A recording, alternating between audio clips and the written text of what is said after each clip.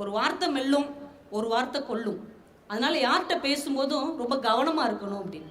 எந்த வார்த்தையை நாம் வெளியிடுவதற்கு முன்னாலும் இந்த வார்த்தை எப்படி ஒரு விளைவை ஏற்படுத்த போகிறது என்பதை யோசித்து விட்டு பேச வேண்டும் என்பது கிராமத்திலே சாதாரண பாட்டி சொல்லுவாங்க.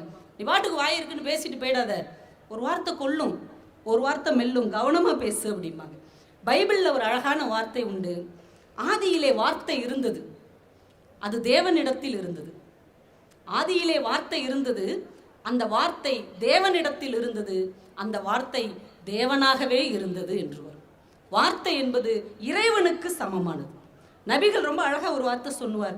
நீங்கள் சொற்களை சங்கிலி தொடராகவும் பயன்படுத்தலாம், நீங்கள் சொற்களை கத்தரிக்கோளாகவும் பயன்படுத்தலாம். எனவே சொற்களை பயன்படுத்தும் போது கவனமாக இருங்கள் என்று நபிகள் பெருமான் நமக்கு சொல்லியிருக்கிற ஒரு மிகப்பெரிய வார்த்தை. ஏன்னா வார்த்தை வரமாகவும் மாறும், சாபமாகவும் மாறும்.